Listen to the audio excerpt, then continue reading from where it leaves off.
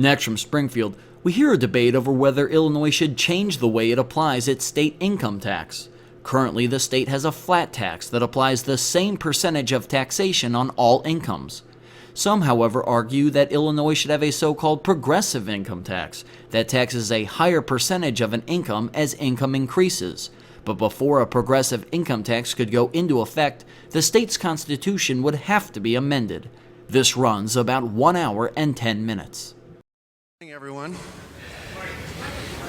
I'm Matt Dietrich, editor of Reboot Illinois, and we'd like to welcome you to the Citizens Club of Springfield Reboot Illinois Progressive Income Tax Forum. On behalf of my Reboot Illinois colleagues, I'd like to thank the Citizens Club of Springfield for partnering with us for this event and allowing us to kind of ride the coattails of their fine reputation for promoting civic engagement and discussion of important public issues at every level. Their mission of engagement and activism coincides with the goals that we set out when Reboot Illinois launched just about a year ago. And I'm also proud to claim authorship of the State Journal-Register editorial that introduced the Citizens Club of Springfield a few years back when a group of civically active and engaged citizens put the Citizens Club of Springfield together. So thanks to the Citizens Club for having this and having us, and thanks to all of you for coming out. Under current Illinois law, most of the temporary income tax that was passed in January of 2011 is going to expire on January 1st, 2015. At that time, the personal income tax, as Illinois law is currently written, will fall from 5% to 3.75%. And this will mean that the state, which today has a backlog of unpaid bills in the neighborhood of $7 billion, is going to lose in the neighborhood of $7 billion or so in tax revenue. So that means that Illinois is facing a big choice between now and January 1st, 2015. And we're basically down to about three choices. And those are, we could let the income tax fall as the law is currently written, in which case it would go down 3.7%. The General Assembly could vote to extend the 5% flat tax that we currently have, or perhaps even increase it if they wanted to. And there's also now a third option on the table that's gained some traction in the Illinois General Assembly. And in fact, it's been discussed over the years several times, and that is changing the Illinois Constitution to allow Illinois to change from its current flat rate income tax structure to a graduated system in which your income tax rate would go up as your income tax goes up. In 34 of the states in the nation that have income taxes now, a progressive tax system is what's in place. And of course, it's what the federal government uses for all of our federal income tax. So in the current General Assembly session, there have been several bills introduced to change the Constitution to allow the General Assembly to consider implementing a similar plan for Illinois. That can't happen until both houses of the General Assembly pass such a bill by 3/5 majorities. Then the issue goes before the voters. Supporters hope that happens in November 2014, and it would have to be approved by a majority of voters at that time for the General Assembly even to consider a progressive tax. And keep in mind, right now, there is no bill laying out exactly what a progressive tax structure would be. In other words, we don't have a bill that says if you make $100,000, your taxes would be 7.5%. If you make $50,000, they would be 5%, and so on and so forth. All the bills that are being discussed in the General Assembly right now, all they would do is simply say the General Assembly could vote whether to adopt a progressive system. So with that in mind, we've invited two experts with very different opinions on Illinois tax policy here today. On my far left is Ted Dabrowski, who is Vice President of Policy with the Illinois Policy Institute. The Illinois Policy Institute is a think tank and a watchdog group that's been very critical of both the tax structure in Illinois and Illinois' budgeting and spending practices.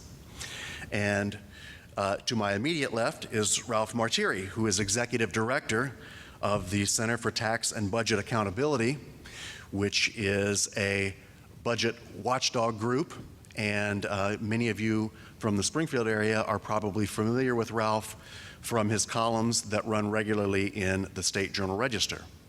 The Center for Tax and Budget Accountability last year came out with its own proposal making a case for implementing a progressive tax structure. And Ralph is here today to explain why he is a proponent of a progressive tax over the current flat tax. So we're going to start by giving each of our panelists a couple of minutes to sort of explain in general terms why they believe what they believe. Then I'll ask them a few questions, and then we're going to give the second half of the program over to all of you. When you came in, there were note cards and pens on each of the seats. I think we had more note cards than pens, so you may have to borrow a pen. If you have a question, please write it down, and my colleague from Reboot Illinois, Madeline Dubeck, will be collecting those cards. And in the second half, she'll be selecting some of your questions to ask our panelists. So, with that in mind, I'd like to open with Ted Dabrowski from the Illinois Policy Institute. Ted, in about 3 minutes or so, give us a general idea of why do you think a progressive income tax for Illinois is a bad idea? Thank you, Matt. And thank you everybody for being here and for giving us a chance to discuss this very important topic. Matt, before I answer, I'd like to reach out to the crowd and ask, how many people in this room think Illinois is in a serious crisis? Okay, so I think we're all in agreement that we've got a bit of work to do in Illinois. The problem is that as we've gotten ourselves into the hole that we've gotten in with our credit rating, with the amount of debt we have, with our pension crisis, our unpaid bills, and the list goes on and on. We're reaching a point where we need to make some very important decisions in Illinois. And those next decisions that we make, those next 1, 2, 3 big decisions, will make a difference between whether Illinois becomes the great state that it used to be and that it should be, or whether we make the mistakes and continue down the path of, it's an ugly path that we're headed. You know, and the state can't go bankrupt, but it can become insolvent, and we're headed that way. So the decisions we make are huge. So today we're discussing the proposed progressive income tax. And you're going to hear two very different worldviews today. Ralph and I have totally worldviews on this. We have different statistics, but I think it's important to note that those different worldviews are from the fact that Ralph sees a world where the government must continue to grow and the politicians should have more and more money to spend to, in theory, try to solve problems. The CTBA and others who support the progressive tax believe that the people in this room and the people in Illinois should give away some more of their money to Springfield so they can spend it on more programs. But the bottom line is that we can't afford that. People can't afford that. They're already overtaxed, and we see the results of how politicians have spent that money in the past. I think you'll also hear a worldview that the last tax hike in 2011 was a success. We totally disagree with that. In the last 2 years, the Springfield state government has had $14 billion in additional money from hardworking Illinoisans and hardworking and corporations, and yet the state is in a worse position than it was then. Our pensions are severely underfunded. You've seen the downgrades by the credit agencies saying that they're concerned about Illinois. You've seen our unpaid bills come back up to $7 billion, and they'll be up to $9 billion in the next few months. We're going in the wrong direction. The last thing you'll hear the worldview is that Illinois can afford to pay more taxes. You'll hear that it's the rich who need to pay more. But if you look at the progressive tax structures around the country, and in particular right around Illinois, you'll see that the progressive tax is not about taxing the rich. It's about taxing not just the middle class. It's also getting the lower income class. of the 6 states surrounding us, 4 of those states have taxes.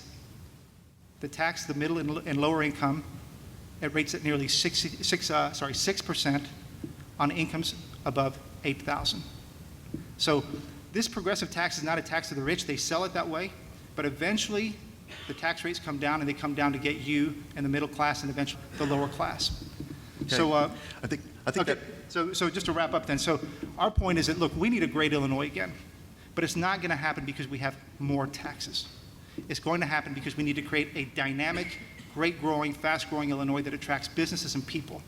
And if we do that, we'll have more tax revenues, not because of tax hikes, but because of a vibrant economy. Okay. Ralph, why is a progressive tax better for Illinois? Well, good morning, everybody. Ralph Martire, Executive Director of the Center for Tax and Budget Accountability. And for those of you who don't know my organization, we're not nonpartisan, we are bipartisan, which means my board of directors neither likes nor trusts each other very much. And that's a really good thing for the group because it allows us to focus on best practices and data. And so we do not take an ideological or world view to these large problems at all. We take a data-based, evidence-based approach. And so when we look at Illinois, we look at a state that, despite having great wealth overall, has significant inequities. And in fact, one of the traditional real problems that government faces is where great needs exist, resources are lowest. Fixing that, creating a finance structure that allows the state to fund core services where they're needed by taxing fairly in accordance with ability to pay, requires taking an approach that looks at how incomes grow and change over time and how best to tax those incomes to support the level of government that you think the state should have. Now, interestingly enough, Illinois has historically been a very low taxing state overall. We have, until the recent tax increase that was temporarily passed in 2011, ranked in the bottom 6 total state and local tax burden as a percentage of income. Those aren't my statistics. Those are the statistics of the Federal Tax Administration, which collects the national data and reports it. And interestingly enough, when you hear us talk about data, it's all publicly available data. And we do no unique modeling with proprietary information. We do something called math. We just take the numbers that anyone else can take and apply them to the situation. So what we've seen in Illinois historically is a mismatch between the growth in the state's revenue sources and its cost of providing services from year to year. And to be very clear, we have the 5th largest population and 5th largest economy of any state, but we have consistently ranked in the bottom 10 to 15, depending on the service category, in the service provision, whether it's education, healthcare, social services, or public safety. So we've been a low spending state that has a revenue system that doesn't support its spending levels. So that's encouraged us to do some pretty irresponsible things at the state government level. We, in fact, borrowed to pay for current services. And we are in the position now where we're paying that borrowing back. The primary vehicle for the borrowing was the pension system. So when you talk about state spending, what you need to understand is while spending from year to year is increasing somewhat, none of that's going to services. It's all going to paying the debt that covered this imbalance between revenue growth and service cost growth over time. Illinois' tax policy is so poorly designed that, in fact, without adding or expanding one core service, Illinois will run a deficit. What we need is a tax reform that takes into account the modern economy and sound fiscal policy. There are 4 principles of sound taxation in a modern capitalist economy. Your taxes need to be fair to people, responsive to the economy, stable during all economic cycles, and efficient, not distorting economic decisions. Illinois is 0 for 4. Now, where the progressive income tax comes in is it will allow the state to comport with 2 of those core principles of tax policy: fairness to people and responsiveness to the economy. Now, why do I say that? If you look at the distribution and income growth over time, you see a dramatic differential between the top and everybody else. So let me give you the data. And this is all culled directly from the Internal Revenue Service, and it's based on actual tax returns that we have filed for decades. From 1947 to 1979, the bottom 90% of America realized about 64% of all income growth. The wealthiest 10% got about 36%. So there was a disproportionate share of income going to the top, even during that economic cycle when a rising tide was pretty much lifting all boats. Things have dramatically changed since then. From 1980 to 2010, the top 10% in America have realized 139% more than all income growth, meaning the bottom 90% have seen their incomes decline after inflation by 39%. The only way you could respond to that is to have a tax structure where your income tax rate increases marginally as your income increases over time. A flat tax doesn't respond to that, hence doesn't comport with ability to pay and taxes people unfairly. And to be very clear the way it works, because people don't understand, the marginal rate doesn't apply to your whole income. So under a structure like the federal government has, or 34 of the 41 states with an income tax have, for the first, pick a number, $20,000 of income, you pay X percent, 3%. On the next 10, 15, 20,000, you pay 3.5%. You don't pay 3.5% on the whole thing, right? So it's only a marginal increase on segments of income as income goes up. So the most meaningful comparison when you look at these tax policies isn't the marginal rate at all, because what people actually pay, their effective rate, is impacted by their deductions, the exclusions, and everything else. Ralph, if I could jump in here. I let you go a little bit longer in your intro remarks because you kind of anticipated one of the questions I had. But I want to throw this out because you're talking about the way things have changed.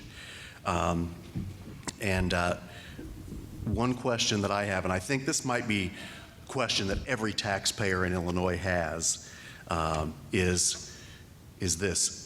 When Jim Edgar left office in January 1999, the state of Illinois had a surplus of more than $1 billion. And this was at a time when the state had just come out of a recession, not by any means along the scale of what we've seen in the last few years, but still coming out of a recession, and an income tax rate of 3%. What has changed in Illinois that even with a 5% income tax rate, we can't come close to paying our bills? And I know you mentioned debt has a lot to do with it. Well, two things, and reporting. So that $1 billion surplus was a bit of a myth, right? According to the comptroller's office, we've been running deficits in Illinois for 26 consecutive years. So they may have had some cash on hand, but they were running a deficit. And the reason that deficit has grown has been the intentional borrowing passed by the Edgar administration and supported by the General Assembly against what was owed to the pension system. So in 1995, our unfunded liability across all 5 public pension systems was $17 billion, which was double what it was in 1989, $8.7 billion.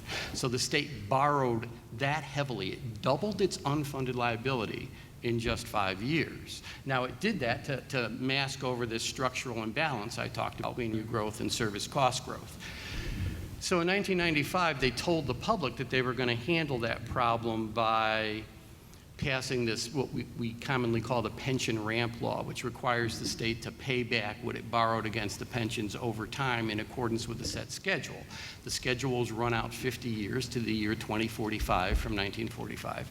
And if they made 1995, and if they made all the payments, then in 2045 the systems would be 90% funded. Right. But what they didn't tell the public is they've imposed this now new payment burden for debt on the state, and they didn't pass a nickel of revenue to fund it. And they still had that imbalance between revenue growth and service cost growth that encouraged the state to borrow against the pensions and create that debt in the first place. So who thought that would work? And the answer is no one. So by design, that pension plan borrowed significantly over the next 15 years so that it grew the unfunded liability from $17 billion to over $46 billion in the year 2008. And in the year 2008, we were in the middle of the Great Recession, markets crashed, we lost the value of a lot of assets. Then we started changing some assumptions for our pension systems. These public workers keep living longer than we want them to. So at the end of the day, overnight, our unfunded liability ballooned from 48 to 95 billion. But it was all because we continued to borrow to paper over a structural imbalance. We never, ever fixed tax policy to fund services or to tax people fairly. Okay, Ted, and I bet you've got a very different interpretation of how we could end up with $1 billion surplus under a 3% flat tax versus $7 billion in unpaid bills today under a 5% tax. The premise, interestingly enough, is that we have a borrowing problem and that we just need more revenues. And that premise we find false if you look at the math. Illinois has a spending problem. It spends, it spends, it spends, it doesn't know how to stop. And since it doesn't know how to stop, it borrows. And when it's borrowed as much as it can, it goes to the taxes, which was the 2011 taxes. Does anybody know how much of the tax increase in 2011, that $7 billion increase that was supposed to, by the promises of Governor Quinn and the leadership, they promised to pay down our bills and it would turn around Illinois' economy? Does anybody know what percentage of that tax increase went to pensions? 80%. I do. 80%. And this is the problem with our spending problem in Illinois. If you give, with all due respect to the politicians, if you give Springfield the money, they will spend it. And what they won't do is they won't reform. And the whole premise and the problem that we have with the progressive tax proposal is that Illinois needs massive reforms. We are 45th in the last decade in GDP growth. We are the number one, sorry, we're the number two, I apologize. We're the number two in growth rate in food stamps. We, of course, have the worst credit rating. We have the worst funded pensions. What we need are reforms that get our spending back in line with what other states are doing. If we turn around and raise taxes again on people, Ralph is forgetting that people can vote with their feet. A lot of people in Illinois are frustrated. They will vote with their feet. And in the end, it can be counterproductive to raise more taxes. So what we need to do is do the reforms on pensions. We need to not give Springfield more money, but have them balance, just like all of us do at home. And Ted, this brings up another point. The proponents of a progressive system, as Ralph expressed, really bill this, and I think if these bills come up for votes, it will be sold as a fair tax, a more fair way of taxation. But why? Now, I know that Illinois Policy Institute, for those who don't know, ultimately you'd like to see Illinois join those 7 states with no income tax. 9 states, yes. And, or 9 states. And, but what, assuming that Illinois is going to have an income tax for the foreseeable future, why is a flat rate tax on everyone better than a progressive system? Sure. The way I look at this is if Ralph and I are both earning money, we both pay the same, today we both pay the same flat tax rate, 5%. So if Ralph, for some reason, is very successful, comes up with a new idea, a new product, and ends up making 10 times more than I do, well, with a flat tax, he will pay 10 times more in taxes than I will.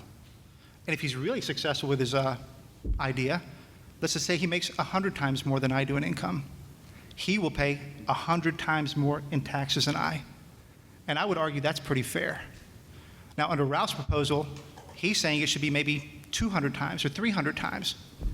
And then the question is, where does it end? And doesn't it become unfair to tax people's success at a higher rate than somebody else? And that's the problem. We think that taxing success and taxing it at higher and higher rates is not fair. It actually punishes success. And let's use, I'm going to give you 2 examples of how it punishes success. Think about the entrepreneur who's been struggling in his or her basement trying to make that product for 3-4 years, just barely getting by. And finally they start to have success. Well, you know what? For all that struggle, a progressive tax system will tax them more and more and more. and it punishes their success. And it actually may take away the needed funds that they need to invest in their company and make it grow and create more jobs and create a more vibrant Illinois. That's example number one. The second example are two teachers. Two teachers well in their careers. Let's assume they're both making $70,000 each, 75. If they're married, they will pay more taxes under the CTBA plan than they would under a 5% flat tax. So it's not longer a tax for the rich. It becomes unfair, and it actually taxes the middle class and more. Okay, and I should add too. Can I respond to a couple sure. of things there? And I want to add that, like I said earlier, right now there is no bill in the General Assembly that says, here's what our tax structure is going to be. The CTBA, in the information packet that you have, we've got a column from Ralph where he lays out one possible scenario. So I was going to turn it over to you, Ralph, and ask,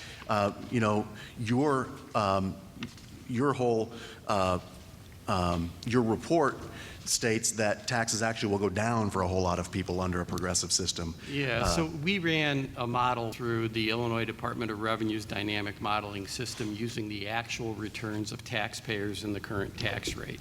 We excluded the first $5,000 of income, which is not currently done in Illinois, and then we created a rate structure trying to cut taxes for most people. And what we ended up with was a rate structure that reduced the income tax liability for 94% of the state, over 9 out of 10 taxpayers, people earning up to the $150,000 a year he just cited, and then raised taxes on the people earning over that. But effectively, the tax rate at the very top only increased by about anywhere from 1.1 to 2% of effective tax burden, so a very marginal increase. And as for the example he threw out there, it's the kind of stuff that we don't do at CTBA, but since he brought it up, I'm going to have to deal with it. We look at how tax policy impacts the entire class. We run it through dynamic modeling systems to take into account things like tax evasion. We have it peer reviewed. One of our peer reviewers, for example, is the head PhD economist at the GAO in Washington, D.C. on state and local tax. When they took our example and tried to show that it cost these two teachers more, they had a married couple file jointly with no children and lose $5,000 of their exemption. Well, it ended up with them paying more in taxes. But if they filed singly, they'd end up paying less. My guess is they'd be rational and file singly and pay less. You can sort of cherry pick and create any kind of fictional taxpayer you want to come up with whatever results you want. What we try to do is look at the entire class and run the numbers rationally. That's number one. Number two, he raises the point that people will run screaming out of Illinois if somehow, some way we raise taxes at the top of the income ladder. There is no peer-reviewed study that reaches that conclusion. In fact, a recent meta-analysis of all the research on this done by the Center on Budget and Policy Priorities in Washington, D.C., showed that there is no correlation between a state's tax policy and individual movement. In fact, California has a net problem with immigration of millionaires. Millionaires are moving to California. Under Ted's logic, it's to be taxed at higher rates, because California has one of the highest income tax rate structures in the nation. And as far as economic growth goes, let's talk about that a little bit. What we saw when we looked at the data, and this is just hard, cold data, is that there's absolutely no correlation between a state's tax policy on the income tax and economic growth over time. From 2000 to 2010, the Institute on Tax and Economic Policy in Washington, D.C. reviewed the economic growth of the 9 states in America that have the absolute highest marginal income tax rates. This is the 9 states in America with no income tax at all. So this isn't the highest marginal tax states versus the lowest marginal tax states. It's highest taxing states versus no income tax states. They looked at 3 core economic indicators: change in GDP per capita, change in median wage, and unemployment rates. And over that 10-year sequence, these high marginal tax states had better growth in GDP per capita They had better change in median wage, and they had identical unemployment rates. That doesn't mean one taxes oneself to prosperity. We don't make that case. But it disproves the canard that, in fact, simply having a progressive tax structure, or even one that has higher rates than other states, somehow puts you at an economic disadvantage to other states. Recall that while Illinois is doing poor economically right now, we did poor the 30 years prior when we were the lowest taxing states in economic growth. There are other factors that matter significantly more. And in fact, the single factor that had a statistically significant correlation between positive economic growth on a competitive basis, meaning a state grew its GDP at a faster rate than its share of the nation's GDP and other states around it. The only correlation was between those states that invested the most in K-12 education and enhanced that investment over time versus those states that didn't. Why? Because, and the data tell us this, from 1980 to 2012, the only cohort of workers in America that saw their incomes increase after inflation had a college degree. Every other worker saw their income decline. You need high-end numeracy and literacy skills that are so good that you go on and credential yourself at the next level to be a viable worker in a modern economy and qualified for a good job. Illinois has disinvested in its K-12 education system, and after you factor in per capita spending as a percentage of state income, we rank in the bottom 10 or 12 states consistently in our K-12 funding. I tell you, it's abysmal, and it needs resolved. Ralph, I'll come back to that, the education and the spending issue in a second. Ted, I know you want to... Yeah, I'll have to just respond. What I love about Ralph is that he's got so many statistics that now I've got to come up with a whole range of them to counter. Let me start with the first one. Sure. Ralph says that this is going to lower taxes for 94%. But the one thing that he leaves out right off the bat is that his plan does not allow for the tax to sunset as it's legally supposed to 3.75. He immediately proposes to keep it at 5%. So right there we're talking about a tax, keeping the current high tax and not letting it sunset. On top of that, he wants to put tax rates. We talked about the teachers, and I'm holding Ralph's plan right here, or a piece of Ralph's plan. Ralph taxes people making over 100,000 to 150,000 at 7.5%. That's a lot higher than the 3.75 that we legally expect in just 1 year. So I'm not sure how Ralph wants to defend that, but those taxes are higher. Somebody making 8.5% will be at 150,000 will pay 8.5%. His taxes go higher and higher. There are successful entrepreneurs who are not rich, who work really hard to make 150,000. And those are the people that we talk about would be punished under that plan. The quick defense, the quick defense is their effective tax rate, taking into account our full proposal at that same level is 4%.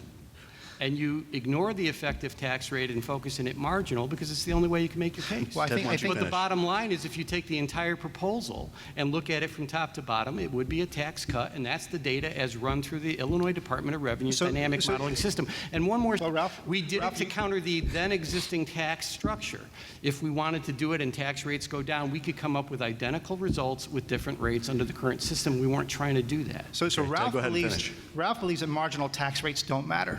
Right? He thinks that people, you can tax them, it doesn't matter, people won't leave.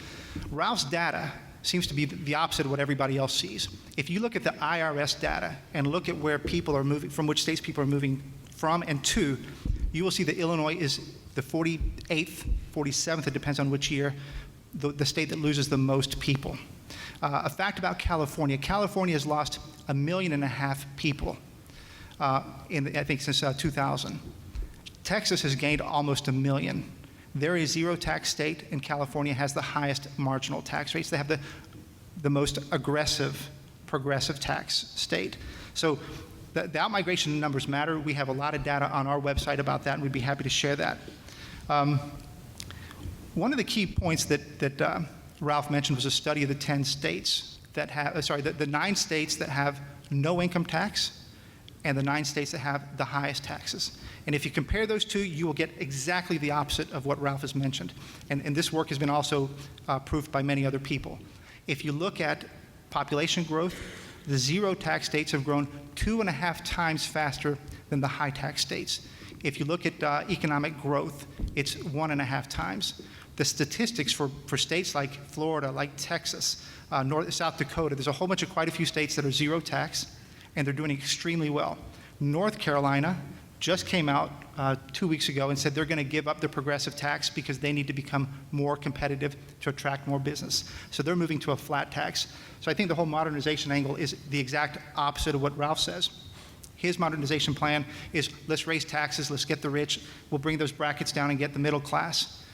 The other side is saying let's not tax income, let's not tax hard work, let's not tax success, and let's move towards a zero income tax structure where we can become more competitive. Okay, Ted, now you mentioned a few minutes ago the magic word that I think we're going to be hearing a lot of over the next 16, 18 months as we head into the gubernatorial election season, and that is sunset. Because, as I mentioned earlier, on January 1st, 2015, most of the 2011 tax increase is supposed to sunset. We're going back down to a 3.75% flat tax rate, and as I mentioned, that's going to result in the state losing in the neighborhood of $7 billion a year. And I think most of the people in this room probably know that Illinois has a general revenue fund of about in the neighborhood of $36 billion, but much less of that is discretionary funding. So my question to you, and I'll start with Ted on this one, is I'm assuming you're an advocate of letting it sunset.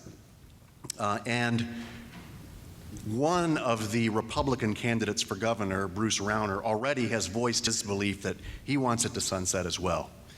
The other candidates have been, we haven't gotten as many specifics out of them yet, other than Bill Daley on the Democratic side, who is in favor of a progressive system. But we have one Republican candidate who is solidly in favor of letting it sunset, losing out on that revenue. My question is, $7 billion is a huge chunk to take out of the discretionary revenue fund for Illinois. From 2009 until the current fiscal year, our education spending had been going down, down, down. As Ralph alluded to, we kept it about level this year. If you let this tax sunset, where do you find that $6, $7, $8 billion in savings that we're going to have to find? Ted? Okay. Again, let me go back to the 2011 tax hike. Governor Quinn and other leaders promised that by giving them $7 billion a year more, they would pay down the bill, they would get the economy back on track, and that the pension crisis would be somewhat diminished. 2 years later and $14 billion later, our pensions are still collapsing. Chicago pensions are crazily dangerous to a Detroit-type scenario sooner than we think. And we still have the unpaid bills. It's not working. And what we need to do, and what we proposed in our 2013 budget solutions and our 2014 budget solutions, is to allow the tax to sunset. Because what we need to do is incentivize Springfield leadership to actually make the reforms that need to be made. Look, there's a stat that's used often, and we did a big report on this, on education spending. People love to say that education spending is down. The fact of the matter is education spending is way up, and it has gone up tremendously in the last years. The sad part is that the money's all going to pensions, and teacher retiree health care. So the money that we're dedicating to education is still going to education. It's just not going to the classroom. It's going to the unreformed pensions, which are eating up more and more of the budget. So if you look at our problem, and Ben Van Meter, who's my colleague here, who's our budget and tax director, he did an analysis, and if spending had grown, let me say it this way, we could track spending back from 1990 to today, and had it grown at the rate of population plus inflation, and compare that to the spending that we've actually had over those over 20 years, spending has grown 3 times faster than population plus inflation. We spend way too much. So we look at, Matt, to answer your question specifically, the first step is massive pension reform. There's no way to get Illinois out of this crisis without massive pension reform. Number two is Medicaid reform. We think that our Medicaid program has ballooned so much that the people that really deserve the care that Medicaid was designed for can't get access to care. We have a ballooning system that doesn't work. But just last year, there was $2.7 billion in Medicaid reductions that, that threw a lot of people out of health care. Well, the thing is, so Matt, we did cuts. We didn't do reforms to the system. Cuts to budgets don't do anything except for slow down the growth for a given period. You need to reform these systems so that they get healthy and grow at the right pace. So bottom line, we've put out a proposal that cuts nearly $7 billion in spending, and it's the right way to get Illinois on the right track to real growth and real economic prosperity. So, Ralph, it goes down to 3.75%. We're short billions of dollars out of our discretionary funding. What do you see for Illinois under that scenario? Well, back to reality. So the only way you can say that spending in Illinois has increased over this sequence is if you include the repayment of the debt that we borrowed to subsidize services over the past 20 years. If you isolate expenditures on services alone, we are spending about 28% less today than in the year 2000 on the four core services of education, healthcare, social services, and public safety, where 9 out of $10 of our service expenditures go. That's number one. Number two, as you pointed out, there are two parts of the general fund budget. Hard costs that we have to pay. This is our debt repayments, our local government distributive fund where we share some revenue with local governments, et cetera. And then there's the discretionary amount that we spend on services. That has been steadily declining and in fact has been cut in nominal dollars without adjusting for inflation by well over $4.5 billion since 2007. That's on those four core services of education, health, social services, and public safety. If, in fact, this $7 billion disappears, that $7 billion in cuts has to come from education, health, social services, and public safety. We're only spending about $24 billion on those right now. As you pointed out, we have a deficit. It's about $8 billion. So it's about a third of our general fund expenditures on services now. We'll go up to over half. We'll go to 2/3 of our deficit spending or dramatic cuts. That's an untenable situation brought about by poor tax policy that didn't comport with a modern economy and didn't tax people fairly, encouraged us to borrow a ton of money against the pensions, and now we're paying that borrowing back. So what Ted is categorizing as a pension payment is a debt repayment with a really silly amortization schedule that increases by well over $1 billion a year. In fact, if our only problems with the pension systems were those inherent to the systems themselves, raises, benefit increases, changes in assumptions, all those things, our systems would be almost 80% funded today. 80% is healthy, according to the Congressional Budget Office. There'd be no crisis, and we could certainly fix it in the 30-year cycle. The reason we have this huge unfunded liability is all that borrowing from years, and in particular, the repayment schedule, which was ridiculously backloaded, creating the fiscal crunch we have now. So it's dealing with that debt and re-amortizing that debt that solves that problem. We can't afford to lose the revenue. So if you're going to have a change in tax policy because you have this sort of Damocles hanging over your head and this drop-dead date and this sunset, why not go to a reform that will raise more revenue on the one hand that the state does need to support its current level of services, and number two, taxes people fairer? I think that that's the question confronting Illinois. And the answer is very clear. You go to a progressive rate structure, and you don't have to just trust me for that opinion. I'm going to quote directly from The Wealth of Nations and from Adam Smith right now, okay? Wow. Because he talked about fairness in tax policy. And he directly cited Sir Henry Home, Lord Kames, for the provision that this is how taxes would, a goal of taxation should be, to remedy inequality of riches as much as possible by relieving the poor and burdening the rich. That's not Karl Marx, it's not Groucho Marx, it's Adam Smith. And it's straight out of the Wealth of Nations. Because he understood, and in the Wealth of Nations he theorized, that in a capitalist economy, economic growth would always disproportionately go to top income classes over the bottom and middle. And as I laid out for you, the data have very much proven that Adam Smith's theory has worked the way he thought. The only way to respond to that actual economic trend and to tax people in a manner that accords with their ability to pay is to have a rate structure that increases over marginal stretches of income as income grows over time, and should be very much focused at the top 90%, the top 10%. And to be very clear, even if you implemented the one sort of approach CTBA modeled out, and it's not the only approach we would support, and there's a number of other ways to do it.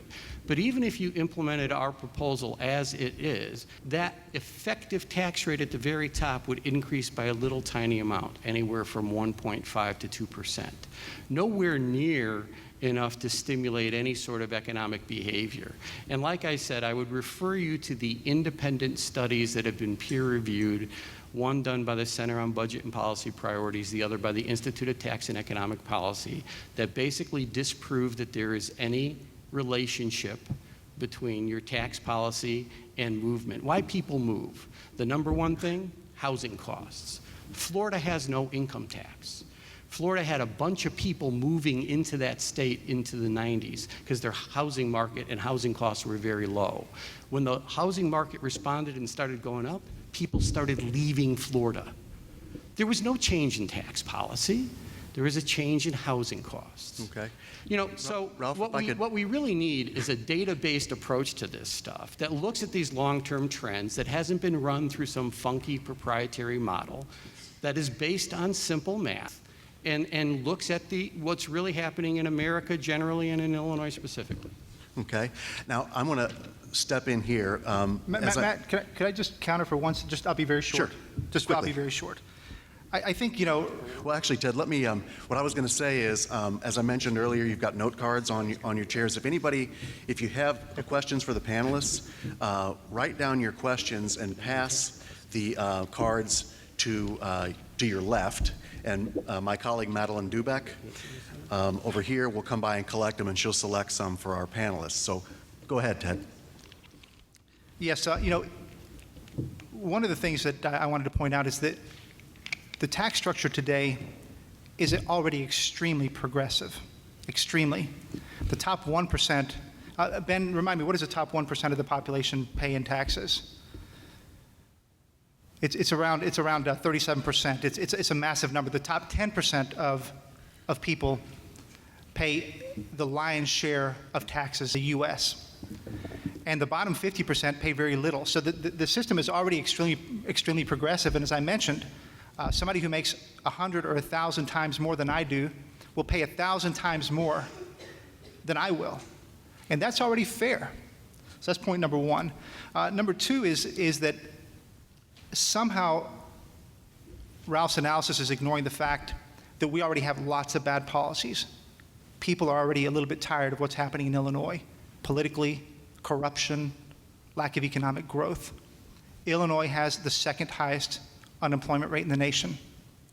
And so Ralph's solution for that is more taxes. That just doesn't make sense. Corporations having more taxes, people having more taxes, and that's going to create more prosperity in Illinois. It's the exact opposite. So I think I'd be very cautious about it, regardless of what his math and analysis says.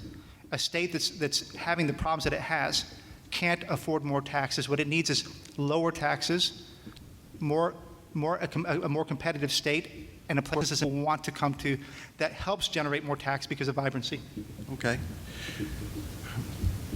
Madeline, do you have a question ready, or I have more I can fire off from here? I can even respond to that. So as we're waiting. Well, I did want to ask one thing.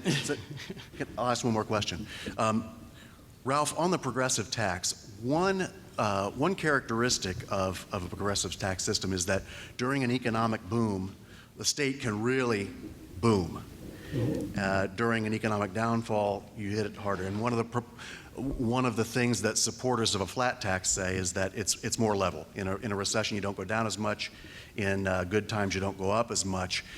We've seen that Illinois government, Illinois politicians, they love to spend. And as we saw during the 2000s, they like to spend even if they have to borrow the money and spend it. If we implement a progressive system and we go into an economic surge and there's all kinds of new money, how do you ensure that the state is ready for when another 9/11 happens, or something similar, or when another 2008 happens? I'm really not concerned about that, and I'll tell you why. The state's tax policy has historically been so conservative, and the structure even that we put out is so conservative that it wouldn't result in this massive influx of revenue that the state wouldn't know what to do with. I think that if, in fact, when you're looking at our precarious fiscal position, and yes, the temporary tax increase did stabilize things.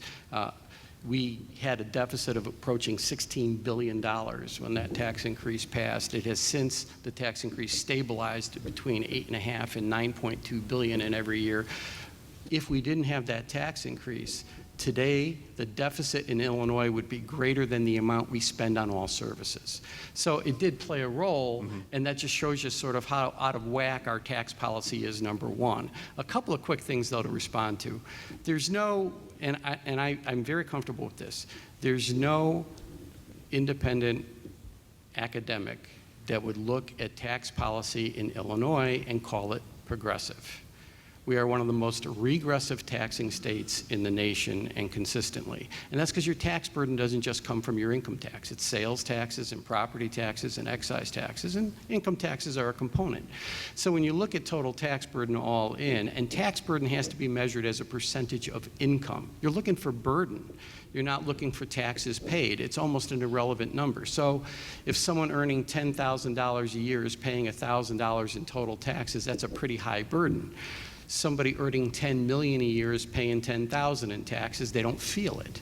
So the dollars paid aren't the important part of the comparison and are never utilized to determine tax burden. You look at the burden on the individual's family's living circumstances predicated on their income, and that is how you do a comparison across income classes. So we are very much an unfair taxing state. And one of the ways to fix that historically in tax policy is to go to progressive rate structure for your income tax. So that had to be clarified and put out there, that when you pick up a book on fiscal policy and it talks about tax burden, it will talk about it as a percentage of income. If you go to the Federation of Tax Administrators, which is an independent group that just collects the consolidated audited financial statements of the different states and reports the data, it says the best way to measure tax burden is as a percentage of income all in. It is just sort of taken. So using dollars paid, interesting, we even note in our report that people at the top already pay more in dollars in as a percentage than anyone else. We just don't feel that that is a compelling argument, nor is it one that people that really deal with fiscal policy independently consider. And Ted, I know that you'll have a response to that, and here's a point that I think both our panelists agree on, that Illinoisans are taxed unfairly. Am I correct? I believe Yes. You probably agree with that too, but for different reasons. Right, so we have slightly different statistics, and Ralph, again, Illinois is a high-tax state, and we published a paper on that. Illinois pays the 9th highest state and local taxes. So if you look at the actual numbers, $4,526 is what Illinoisans pay. If we do that in percentage, as Ralph has said, we are the 11th highest. Again, simple math, published by the Tax Foundation. You can find it on their site. We have the 2nd highest property taxes when measured as a percent of home price. So people already feel they're very high taxed in Illinois across the board. Now, what's scary about more taxation and more tax ideas is that everybody wants to join in on the game. This plan here is a progressive tax at the state level. Karen Lewis in Chicago now wants her own commuter tax and another form of progressive, it's not a progressive tax, but another form of tax. States and municipalities and counties are also in fiscal trouble with their own pension crises. Most of you may know what's happening with the state and police pensions, even in Springfield. And so everybody needs more taxes. And what's happening is that we're ignoring the true problem, is that we have a spending problem and we need reforms. And so if Illinois is already the 9th highest tax state in the country, we don't need to add more taxes. And just last point I wanted to make is that Ralph speaks about taxes as if people don't actually care about them or they don't feel them and that they don't matter. And we beg to differ on that. Individuals care about taxes. They care about what they're paying for, and they care about the services they receive. And in Illinois, I think that a lot of people are paying a lot of money and not getting the services they deserve. And what we need to do is think about reforming those systems, not just throwing more money at the same failed systems. Okay. Okay, so about 30 seconds, and then we're going to turn it over to the audience. So the Tax questions. Foundation says you can't use their numbers for interstate comparisons on tax burden, and here's why. They pick an individual living in a state, pick a state, Illinois, California, wherever, and they say, based on that person's income, here's how much they pay in state taxes to all states, predicated on the services and goods they consume in commerce. It does not isolate out one state's tax burden to compare it to another. It just shows what a taxpayer in a certain state will pay in all state taxes to all states. Now, interestingly, Illinois has a lot of affluent people buying stuff from New York and California and everywhere else and pay a lot in state taxes to other states.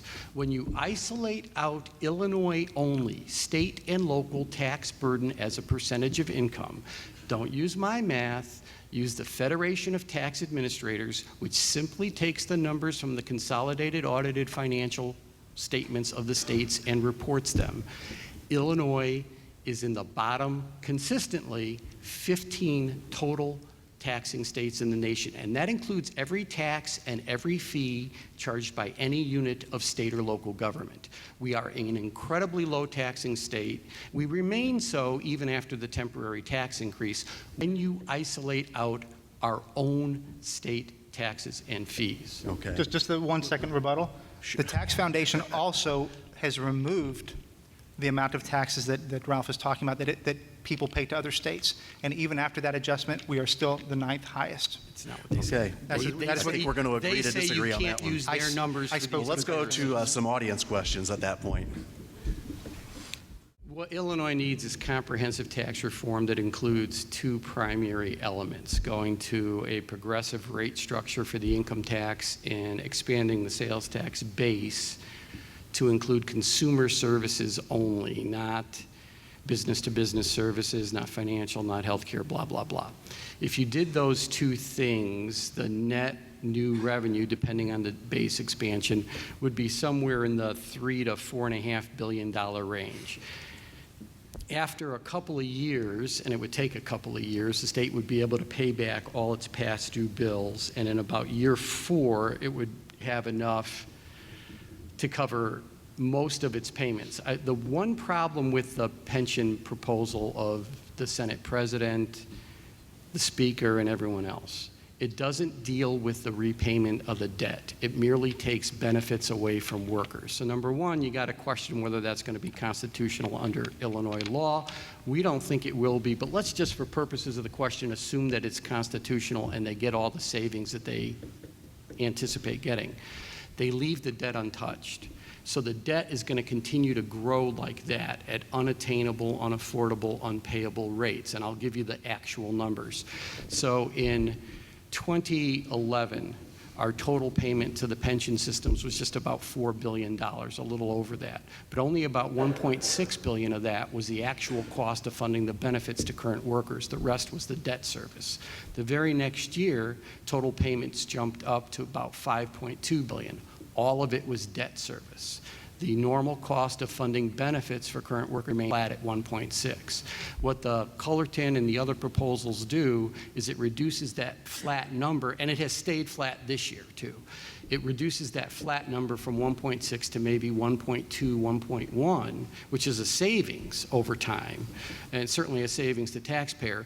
But leaving that debt repayment structure in place means you still have a fiscal crisis and you can't solve the state system by utilizing their approach. But the figure you cited for the number of years it would take, that's based on your proposal in your study. What is, and I'm sorry I don't have this in front of me, what is because the question had to do with the tax rate. What would what's the highest income tax bracket and rate in your? I think we went up to 10% 11. at the top. Oh, I've got 11 right here. And that's at an income level of? $1 million more. Of $1 million a year, okay. So your income at $1 million or more a year would be taxed at 10%. Right. And if you're making that kind of money, God bless. So Should I answer that as well? I have a, sure, go ahead. Sure. And I'll the short version? No. Sadly, Ted, kidding, yes, I'm it kidding. was. I'll give a short answer. And I've got Ralph's plan here, but yeah, it's 11% at $1 million and above. Ralph says that his plan would raise about $2.4 billion. The pensions are $100 billion short now, and maybe really more like $200 billion when you do proper assumed investment returns. So it would take quite a while to pay that back using 11%, assuming that the money actually went to pensions and not other things. There really is no way to fix the pension problem through taxation. One, it would probably kill the state, and two, everybody would leave, except for those who couldn't leave and who couldn't pay taxes. So it's a recipe for disaster, and it sounds a lot like a Detroit plan. The reality is that California, who is maybe the second poster child after Illinois in terms of fiscal management, we compete a lot between California and Illinois. They had their tax rate at 11%. They have just now raised it to, or they had 11.3. They just raised it to 13.3%. So they've had to keep raising their tax rates, but not only that, they've pushed the tax rate for people making $48,000 and above to 9.3%. So it's becoming really difficult for California to keep using the progressive tax to fix their problems. They're going to keep trying, and at some point it's not going to work. But in other words, the point is that there's really no answer, because you can't tax enough to solve the pension problem. Okay, Our answer was to re-amortize the debt, which does work, and we've run the numbers through the pension systems, and they admitted that our numbers work. It saves taxpayers billions of dollars in payments over time. We just re-amortize the debt. We readjust the state's fiscal system as I laid out. The fiscal crisis goes away, and in about 4 years we could start making new investments in public education. But and those the are not pension part of problem is the solved. the re-amortization is not part of The either of graduated rate structure. No, it's a different. I mean, we have more than one fiscal problem. I think one place Ted and I would completely But it's also agree not is in the, state's it's not fiscal in either of the situation pension is bills, too. bad.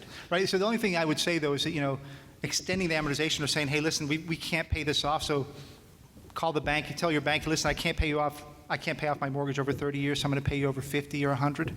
That wouldn't go over very well, and the reason why is because it's kicking the can down the road. Except we don't owe this to a bank, we owe it to ourselves, and we would There only you have go, to even more. extend it. We Even would only more. have to extend it 13 years. We'll save not this more for than our, that. pension No, just reform. real quickly. I mean, Quick question, because Ralph, it's a rational really, approach. Ralph, really. Let's get a few more questions in here. Thank you. Mischaracterization. A couple people have asked in different ways, and I think this really will only take a quick answer. How do states with no income tax fund their expenditures? So they, Property taxes, sales taxes, a lot of taxes, like in Florida, for instance, a lot of hotel, entertainment taxes, those kinds of things. So they rely on different tax structures. and big part, of course, is consumption as well, Yeah. Okay. Sales. which is sales taxes. Question for Ted. You mentioned reforms to education, pensions, and Medicaid. What specific reforms do you propose? Well, on pensions, which is the biggest problem, and the only way to really get a real hold of that is to follow the lead of the private sector. We have no choice. And that is to It's to what, the private sector? follow the lead of the private sector. Thank you. If you go back 20 years ago, 30 years ago, 9 out of every 10, Fortune 100 company had a defined benefit plan. Now it's the opposite. Everybody's on a self-managed plan. Are there any state university employee retirees here by chance? There's one back there. Are you one of those that would have a 401k or a 401k style plan?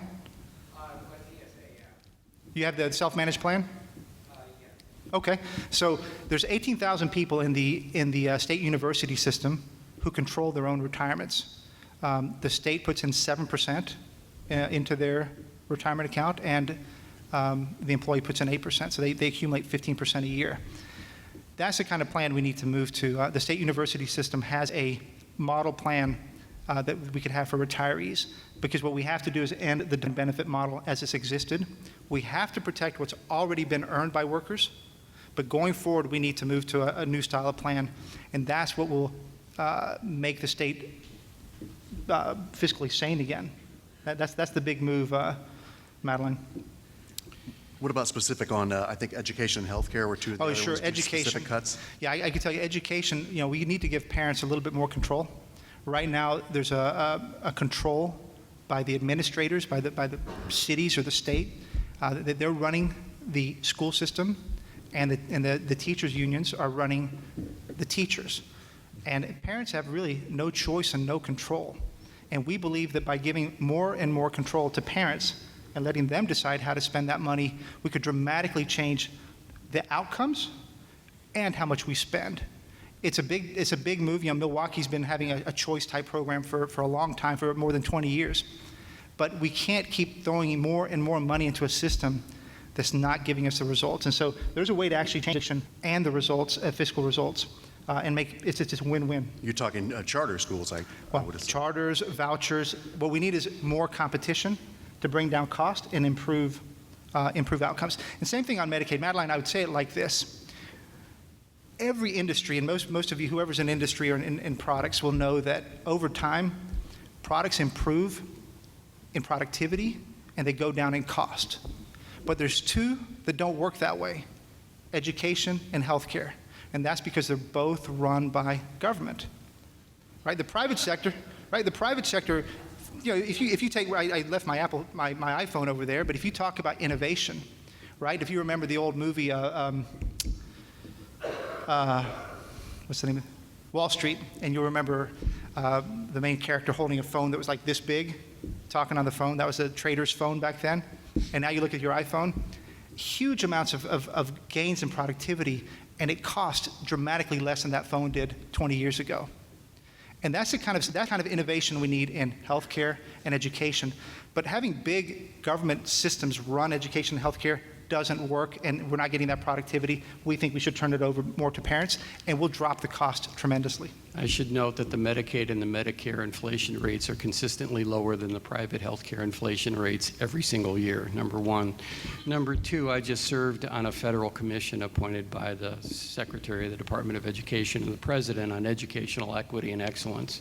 It has completely been disproven that choice enhances student achievement. Every peer-reviewed study shows it, in fact, does not, including a peer-reviewed study of the Milwaukee system Ted referenced.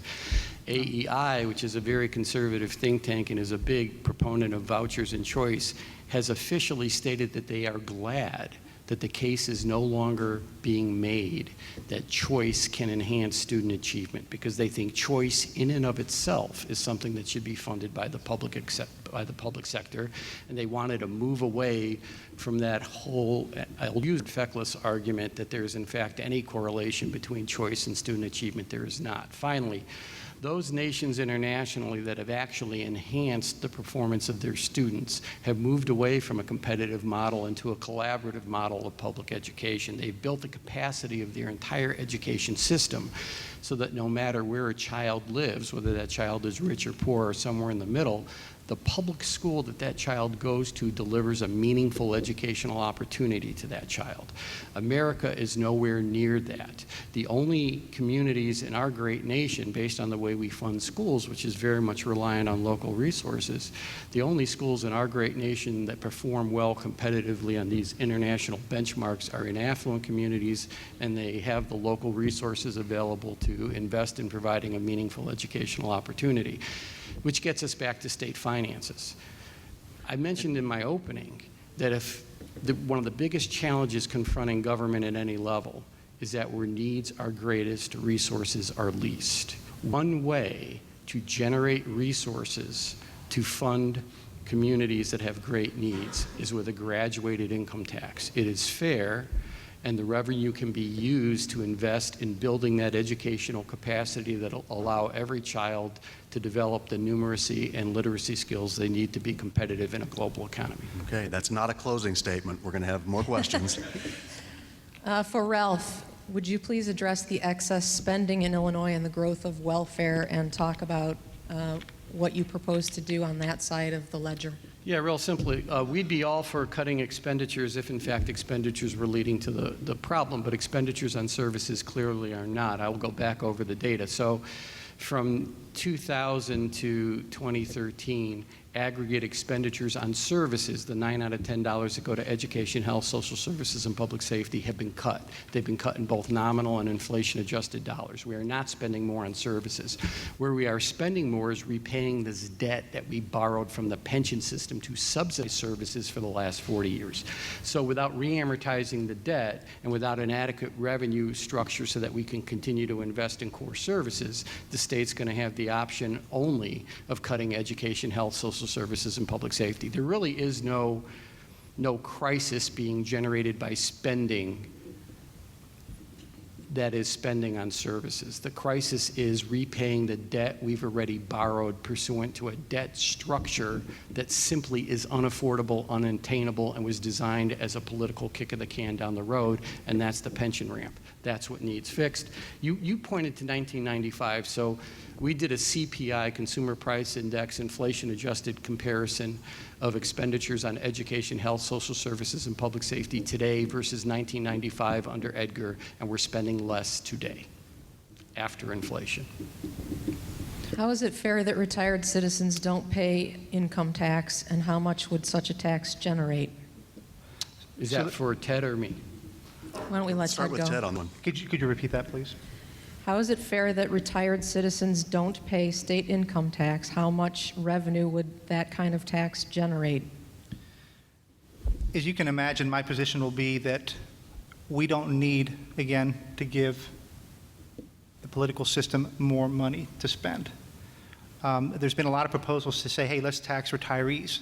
Well, that to me is, again, going the wrong way. What we need to do is focus on our spending problem.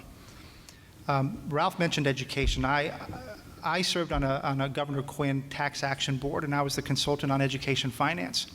I was a lead consultant on that, and so I helped author that part of the paper to try to find efficiencies in education finance. Whoever has any skepticism about how money's spent in this state, if you got your hands on how the money actually moves, it's phenomenal. I'll be authoring a paper in the next month about how that money moves through the system. And it has nothing to do with kids, and it has nothing to do with families. It has to do, it's a struggle for power control of the distribution of that money. It's phenomenal. And when you see where the money's going and how it's going, it just doesn't make sense. And that's why I talk about why do the bureaucratic political class get to control that flow of money? Why not let the children and the families and the parents decide how to spend that money? Ralph mentions that choice doesn't work. If that's the case, we should take everybody's choice away on where they shop, where they go to church, right? We believe that people and families and kids should have that choice to determine what's the best education for them. So that's how we end up with a situation where we think with that kind of choice, people and some kind of school market will determine what's best for families and kids, and you'll get better outcomes, and then you wouldn't have to tax retirees. Ralph, if should Illinois go to a progressive system, would retiree income be included in that, or should it, and how much would it make? It depends on the final model. So of the 1 states that have an income tax, only 3 broadly exclude all or most retirement income. We're one of those 3. Illinois is a tax outlier every way you can be, it seems.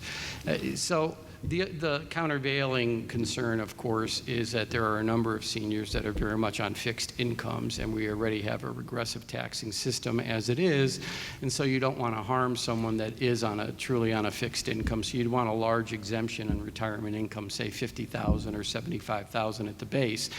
Let's say you picked $75,000 under the current tax structure. If you exempted the first $75,000 of retirement income from taxation and tax the rest of it, you'd generate about $450 million. It's certainly at some juncture with, I think in 20 years, such a significant portion of our state will be retired that it's just too much of an exclusion from our base of income to be left off the table.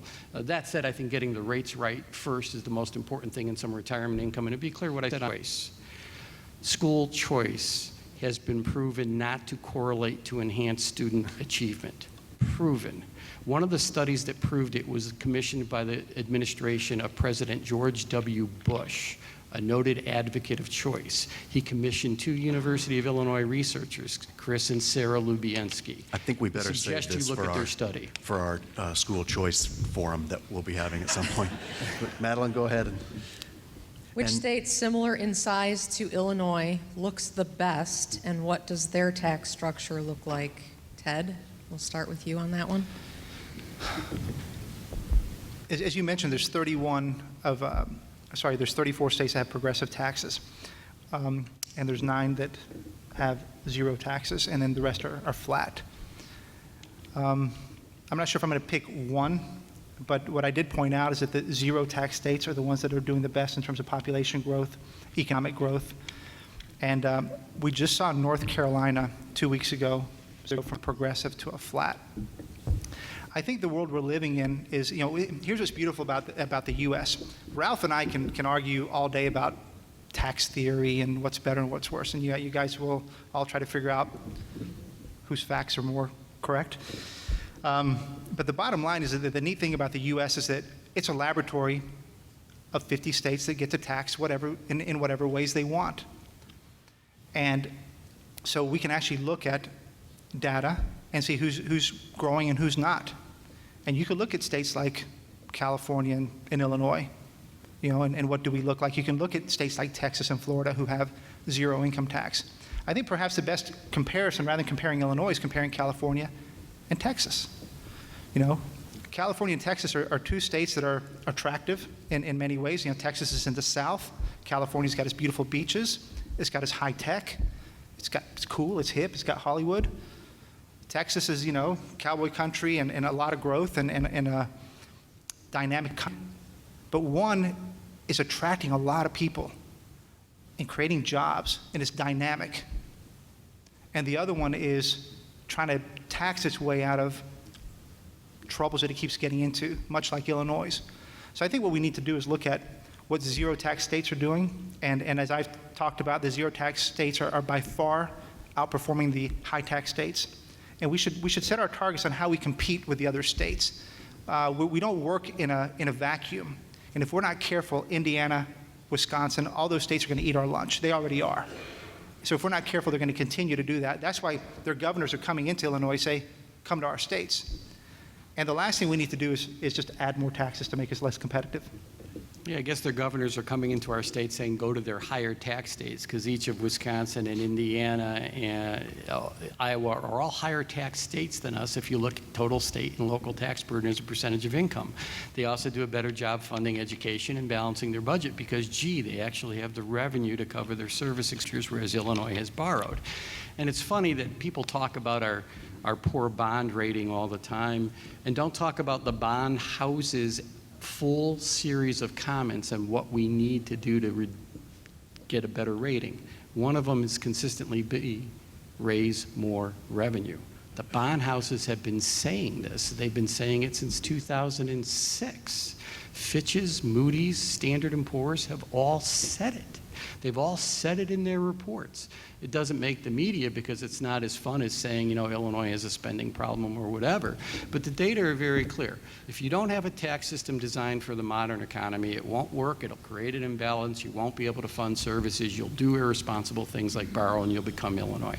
So the bottom line is what states do it better. Virtually any state does it better than Illinois, whether or not they are comparable in size. And what you do is you take those principles of sound tax policy, fair, responsive, stable, efficient taxation, and you apply it to your demographics, your industry, et cetera, and you come up with a tax system that works given your economy. So the total tax increase we believe Illinois needs is in the $4.5 billion range to finally get its house in order and in a few years start investing more in education. $4.5 billion is a lot of money, and I'm not here to say that it isn't. In context of the Illinois economy, though, which is over $690 billion a year, it's less than 1%. Taking less than 1% of the economic activity of the state in taxation is such a small tax increase, it's not measurable by any peer-reviewed econometric model to see whether it could have an impact, number one. Number two, those who claim it will cost jobs, and this has been proven, take the tax increase out of the economy and never factor back in the public sector spending. What the public sector spends on is the salaries of the workers delivering the services. So if you think about our general fund, education, health, social services, and public safety, 80% of the expenditures, 85 in many cases, are the salaries of the teachers and the social workers and the healthcare providers delivering the services. What is our economy? It's consumer spending. 68 to 70% of all economic activity is consumer spending. So what happens when the state government cuts spending is it cuts the wages of these people, the salaries of who then could spend less in their economy. When it raises taxes and funds services appropriately, they actually stimulate economic activity. And in fact, using Mark Zandi's multipliers and talking about bond houses, he's the principal economist at Moody's.com, just our income tax increase alone, the way we've designed it, focused on the top 6%, cutting taxes at the bottom, would, in all likelihood, using historic actual activity, generate jobs in Illinois, because more people would have some money to spend and they'd buy more dry cleaning and blah, blah, blah. And where we'd be taxing, people at the very top wouldn't reduce their spending patterns because they have so much income that it doesn't stop their economic behavior from continuing as normal. So the bottom line is what you do is you look at your full economy, you look at the principles of sound taxation, you put them together to come up with something that works over the long haul. Madeline, if it's just really short response. Ralph's comment that, the government spends money and gives money to government employees, so they spend money. And that's true. But what Ralph doesn't say is, where does government get their money from? Because government doesn't produce, right? It can only tax to get its money. And those taxes come from people in this room, from entrepreneurs, moms struggling to make ends meet, from people and businesses that are trying to compete.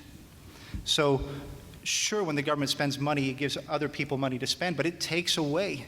And Ralph doesn't talk about the multiplier effect of the people who have less money. And that, again, the mother who's trying to make ends meet, or that entrepreneur who's trying to build their business. So we have to be careful. Is government the most productive spender of money? Or is it the private individuals and entrepreneurs and companies who are the best at figuring out how to spend that money? Okay. I know a lot of people are anxious to get out to all the festivities at the fairgrounds today, which I think start at noon. So Madeline, why don't you make this a really, really good question for our grand finale, and then we'll wrap things up. But let's have one final question from the audience here. Just one? I'm I sorry, know it's hard to choose. we didn't get to a lot of these great questions. So I actually, if we could keep it to one short one for each person. I've got two Okay, good let's do ones that. here. All right, quickly. Real spending on core services has been slashed since 2000. This one's going to be for Ted. 40% cuts in higher education, 25% in K through 12, 30% in healthcare, et cetera. How in the world does that give us a state that will attract jobs and business? Don't we need more revenue? So I think we've touched on it. We can put more revenue into the system, but if you think it's going to be spent wisely, I think we've been proven for quite a few, at least the last decade and the last 30 years, as Ralph says, they're not going to spend it well. What we need to do is allow our economy to be more competitive by having less government drag through higher taxes and more spending. We need to make our core services more competitive.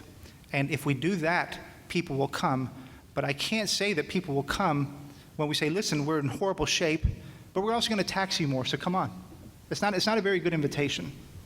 For Ralph, from an audience member, I'm 30 years old. I'm working for my family business with less than 10 employees. We've lived in Springfield for 3 generations.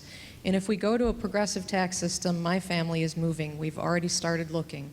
Why do you think people will continue to live in a state that demonstrates zero fiscal responsibility and continues to ask its citizens for more of their hard-earned money?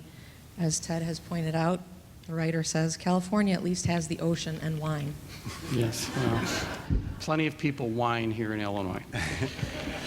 And Lake Michigan. Because we do all our analysis not based on anecdotal stories or what one individual thinks they're going to do or intend to do. We do it based on statistically significant studies that look at material behaviors of individuals overall and impacts on the economy overall there's always sort of a statistical anomaly or someone that disproves the rule. It doesn't make the rule invalid. Big picture, you got to think of this state in an interesting way. We've historically been incredibly low tax.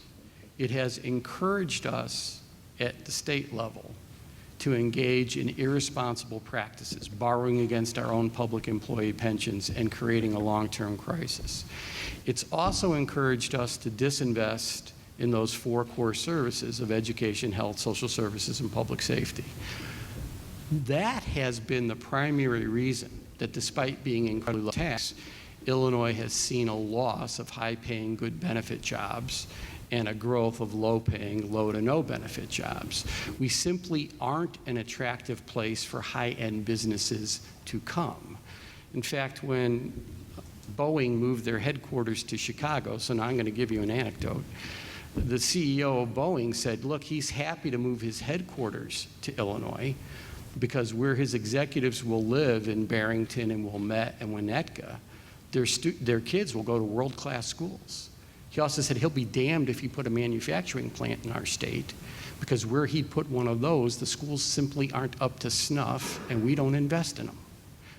The business community gets it. All the long-term studies of things that have actually mattered and found meaningful, statistically significant correlations have shown the investment in education, the investment in infrastructure are the things that bring in or maintain high-end business. Failure to do that makes you uneconomic. So despite the fact that Illinois and Missouri have by far and away the lowest tax burden in the Midwest, which 2 states do you think have done worst growing their economy coming out of the recession in the Midwest? It's been Illinois and Missouri. Why?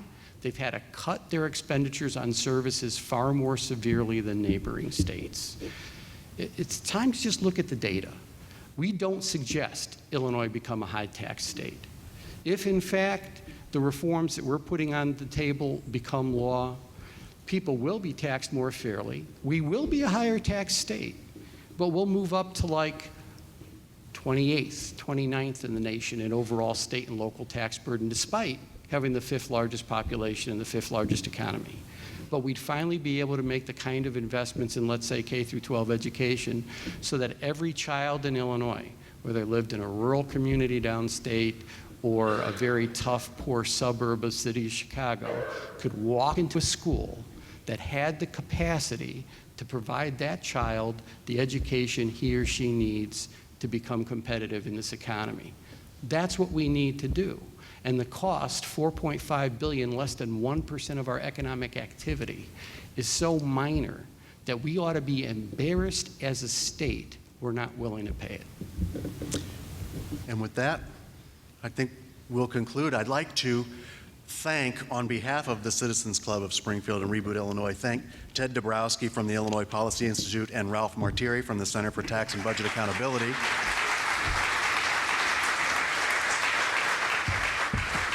I think we all really, regardless of which side you're on in this argument, and hopefully you're just now developing your side in this argument, I think we can all agree that both are very passionate and knowledgeable on this topic. We've handed out information packets as you came in. Those have op-eds from Illinois Policy Institute and also from Ralph and several others. The great thing about the progressive tax debate that's coming up is that Illinois can never implement a progressive tax system until you vote to allow it. So what we're here for today, and what I hope we've accomplished, is we want to make sure that you make an intelligent vote if it comes to that, regardless of which way you vote. And I think our panelists really helped us on that. So thanks everyone for coming. You're watching the Illinois Channel, an independent nonprofit corporation formed to provide gavel-to-gavel coverage of Illinois state government and other public affairs events taking place across Illinois.